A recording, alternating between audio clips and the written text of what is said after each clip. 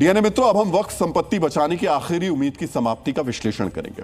आपको याद होगा, हमारे देश में कुछ समय पहले वक्फ बिल के विरोध में शहर शहर सड़कों पर भीड़ उतारी गई थी, हिंसा की गई, कहा गया था कि वक्फ की सारी संपत्ति छिनने वाली है। उसके बाद वक्फ संपत्तियों के रजिस्ट्रेशन के लिए सरकार ने उम्मीद नाम का पोर्टल लॉन्च किया था।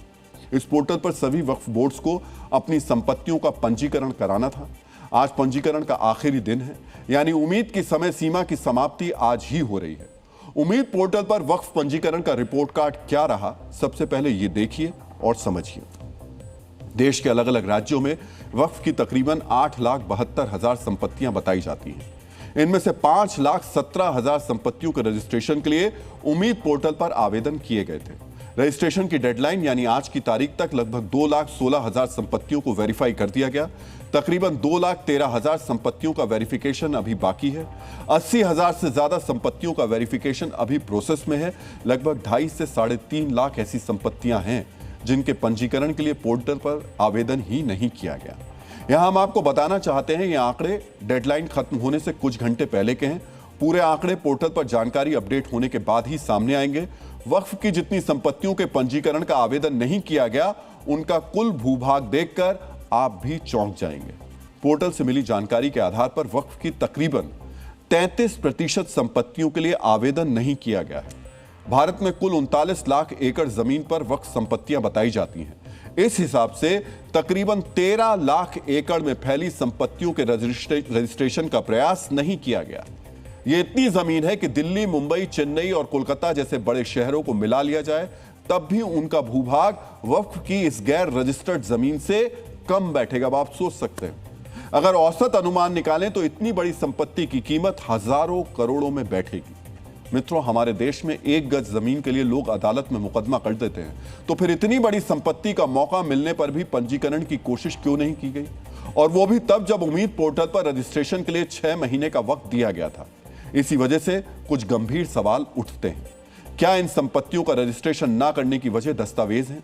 क्या वक्फ के प्रबंधकों के पास संपत्ति के कागज नहीं थे और इसी वजह से उन्होंने पंजीकरण की कोशिश नहीं की? एक और बड़ा सवाल यह कि क्या ये संपत्तियां विवादित थीं या गैर कानूनी तरीके से कब्जाई गई थीं और कानूनी कार्रवाई के डर से संपत्तियों की डिटेल उम्मीद पोर्टल पर अपलोड नहीं की गई? वक्फ संपत्तियों के पंजीकरण की कोशिश न करने के पीछे कुछ लोग दलीलें भी दे रहे हैं। कहा यह भी जा रहा है कि लापरवाही की वजह से ऐसा हुआ है। कोई तकनीकी दिक्कतों का हवाला दे रहा है, लेकिन सवाल अब भी वही है, क्या कोई शख्स लापरवाही या तकनीकी दिक्कत की वजह से जमीन का पंजीकरण नहीं कराएगा? संपत्ति से जुड़ी कागजी कार्रवाई तो हर शख्स पुख्ता रखता है, फिर 2.5 से 3.5 लाख वक्फ संपत्तियों के मामले में ऐसा क्यों नहीं हुआ? प्रॉपर्टी जो कि वक्फ बाय यूजर्स में आती हैं और ज़्यादातर इंटीरियर इलाकों में, गांव देहात में हैं, उनमें या तो फिर उसका कोई मुतवल्ली नहीं है या जो मुतवल्ली थे उनका इंतकाल हो गया है, तो ऐसी प्रॉपर्टीज़ का अप्रूवल नहीं हो पाया है। तो लिहाजा जो मैंने प्रोसेस बताया कि उसको दोबारा परमिशन ले करके उसको फिर से अपलोड करके उसको अप्रूव कराने की कोशिश की जाएगी। 8.8 में से 5.1 का कर पाए हैं। उस दावे की पुष्टि केवल 2.16 में हुई है। इससे अंदाजा लगा सकते हैं, जो सत्य है उसके लिए भी वो दावा नहीं पेश कर सकते, जो दावा था उसके लिए भी उनके पास सबूत नहीं थे। इसका मतलब केवल और केवल धांधलेबाजी, कुछ और नहीं। 2.5 से 3.5 लाख वक्फ संपत्तियों के पंजीकरण का आवेदन ही नहीं किया गया। लेकिन देश के कुछ ऐसे राज्य हैं जहां बड़े पैमाने पर वक्फ संपत्तियों के पंजीकरण के लिए रजिस्ट्रेशन कराया गया है। इनमें सबसे ऊपर है जम्मू कश्मीर। राज्य के वक्फ बोर्ड ने अपनी 98% से ज्यादा संपत्तियों के लिए पंजीकरण करा दिया है। रात 12 बजे तक की डेडलाइन है, शायद अब तक यह आंकड़ा 100% भी हो जाए। आंध्र प्रदेश में भी 90% से ज्यादा वक्फ संपत्तियों के पंजीकरण के आवेदन हुए हैं। हिमाचल प्रदेश में भी यह आंकड़ा 90% से ज्यादा है। भारत में सबसे ज्यादा वक्फ संपत्तियां उत्तर प्रदेश में हैं। अब से तकरीबन 3 घंटे बाद उम्मीद पोर्टल पर रजिस्ट्रेशन बंद हो जाएगा।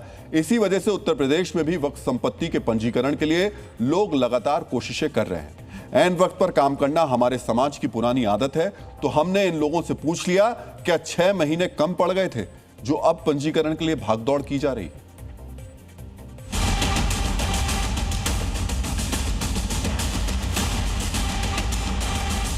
इस समय हम लोग पहुंचे हैं जहां पर आज उम्मीद पोर्टल पर रजिस्ट्रेशन किया जा रहा है। आज आखिरी दिन है और उसको लेकर यहां पर जो लोग हैं वो यहां पर पहुंचे हैं, क्योंकि आखिरी दिन है और आखिरी दिन समय पर जो रजिस्ट्रेशन है वो करवा लेना अनिवार्य है। सर, आप कहाँ से आए हैं? नहीं, लखनऊ गए, लेकिन मस्जिद देखा है कानपुर देहात में। मस्जिद आपकी कानपुर देहात में जी है, उसी के लिए पड़ा हुआ है, हो रहा है। तो कहे तो आज आखिरी दिन आप लोग पहुंचे, पहले नहीं आए हो थे? जाएगा इंशाल्लाह। आज हो जाएगा जी इंशाल्लाह, कोशिश हो रही है, हो जाएगा इंशाल्लाह। हाँ, हो जाएगा, नहीं तो आगे करेंगे कोशिश, और भी रास्ते हैं, करा देंगे कह रहे हैं। इन बुजुर्गवार को उम्मीद है कि डेडलाइन के दिन भी उम्मीद पोर्टल पर पंजीकरण हो जाएगा, लेकिन मुसलमानों का एक ऐसा वर्ग भी है जो निराशा महसूस कर रहा है। 2025 के मार्च, अप्रैल और मई के महीने में वक्फ बिल का विरोध किया गया था। वक्फ बोर्ड की अपील पर मुस्लिम समुदाय के हजारों लोग सड़कों पर उतर आए थे। कोलकाता में तो पूरी सड़क ही जाम कर दी गई थी। इस आंदोलन को करीब से देखने वाले लोग सवाल पूछ रहे हैं, जब पंजीकरण का वक्त आया तो वक्फ बोर्ड अपनी जिम्मेदारी क्यों भूल गया? मैं समझता हूँ वक्फ बोर्ड ने मेहनत की होती तो ये सारी चीज़ें सामने आ जाती। तो वक्फ बोर्ड को भी चाहिए कि चाहे इसके लिए एक्स्ट्रा स्टाफ लगा करके कुछ भी करके इस काम को करना चाहिए, वरना हालात अगर ऐसे रहे और ये सुस्ती हमारी रही तो हमारे करोड़ों अरबों रुपए की जो प्रॉपर्टियां हैं ये ख़त्म हो जाएगी। सच्चाई तो ये है कि हम लोगों की उदासीनता सबसे ज़्यादा इसकी जिम्मेदार है। उसमें पार्टी पॉलिटिक्स से अलग हटके वक्फ बोर्ड इसमें बहुत ज़्यादा रायबर जो काम होना चाहिए वो वक्फ बोर्ड को करना चाहिए, लेकिन वक्फ बोर्ड उस जिम्मेदारी को पूरी ढंग से नहीं निभा पा रहा है। अब 19,044 के लगभग हमारे यहाँ की जो प्रॉपर्टीज़ हैं, उस प्रॉपर्टीज़ का जो इन्होंने पंजीकृत करने का सिस्टम था उसमें 16,000 समथिंग करिए। तो मैं जानता हूं कि ये सारी उदासीनता हमारी वक्फ बोर्ड की है। संपत्तियां रजिस्टर्ड नहीं हो पाई हैं, बड़ा अफसोस की बात है। और मैं मुस्लिम समाज के लोगों से भी कहूंगा कि आप लोगों को अवेयरनेस लानी चाहिए। आप लोगों को कम से कम वक्फ की जो भी संपत्तियां थी उन्हें रजिस्टर्ड कराना बहुत जरूरी था। अगर ये यूटिलाइज होती है हमारे जरिए या वक्फ बोर्ड के जरिए होती तो बहुत आगे बढ़ते हम इस चीज़ में। तो फिर अगर धीरे धीरे अगर और वक्त मिल जाए हमें और वक्फ बोर्ड और वक्त मांगे तो ज़रूर हो सकता है। मित्रों, एक शायर ने लिखा है, वो बातें तो बहुत बनाते हैं लेकिन असल काम करने में जी चुराते हैं। वक्फ पंजीकरण का मुद्दा देखते हुए इसमें थोड़ा संशोधन कर देते हैं। वक्फ के नाम पर शोर तो खूब मचाते हैं, लोगों को सड़क पर भी लाते हैं, लेकिन लाखों संपत्तियों के लिए आवेदन क्यों नहीं हुआ इसकी वजह नहीं बताते।